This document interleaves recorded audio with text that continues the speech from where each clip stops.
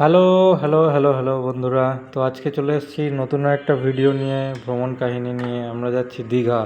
চলো দেখা যাক দীঘায় কী কী ঘুরি, কতটা কী ঘুরতে পারি, মাত্র দুদিনের মধ্যে কতটা সম্ভব হয়।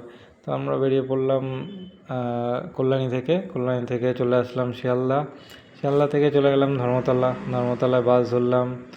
বাস ধরে চলে আসলাম সোজা দীঘায় এসে বিচে স্নান টান করে রাতের বেলা চলে আসলাম এখানে পান্ডা বাইক সার্ভিসের এখানে আমরা পান্ডা বাইক সার্ভিসের গাড়ি নিয়ে আমরা ঘুরতে বেরিয়ে পড়লাম। কোথায়? মোহনা।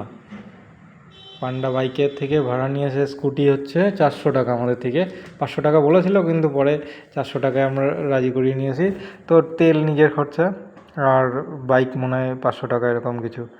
তো আমরা চলে আসলাম সকাল সকাল, একদম সারাদিন প্ল্যান করে বেরিয়ে পড়লাম গাড়ি নিয়ে পুরো দীঘা ঘুরতে। আমরা প্রথমে গেলাম মোহনা হয়ে চলে গেলাম মন্দারমণি। সেই মন্দারমণি গিয়েই দেখি আমরা এখানে ফটোশ্যুট চলছে, নারকেল পানি বিক্রি হচ্ছে। তো লোক এখন সারা বছরই দীঘায় থাকে, আর আমরা গেছিলাম পুজোর সময়, যে সময় খুবই অকেশন পারপাস একটা ভিড়বহুল জায়গা তৈরি হয় দীঘায়। মন্দারমণি জায়গাটাও খুব সাজিয়েছে। তারপরে আমরা চলে গেলাম দীঘার পুজো, এগুলো দেখতে দেখতে এগিয়ে যাচ্ছিলাম। মন্দারমণিতে গিয়ে খুবই ভালো লাগছিলো, এখানে পরিবেশটা খুব শান্ত পরিবেশ ছিল।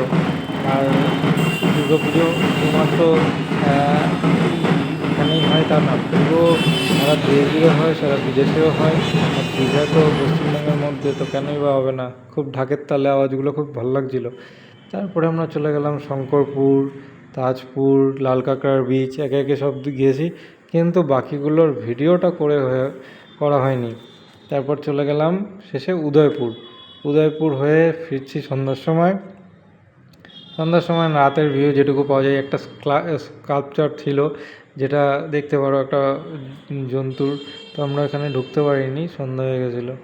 তারপর গাড়ি দেওয়ার সময় হয়ে আসছিলো, তার আগের থেকে যেটুকু যাওয়ার গাড়ি নিয়ে ঘোরা যায়।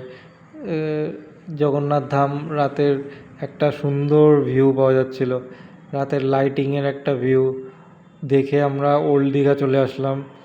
ওল্ড দীঘায় রাতের সাজানো গোছানো সুন্দর পরিবেশ, খুব ভালো লাগছিলো।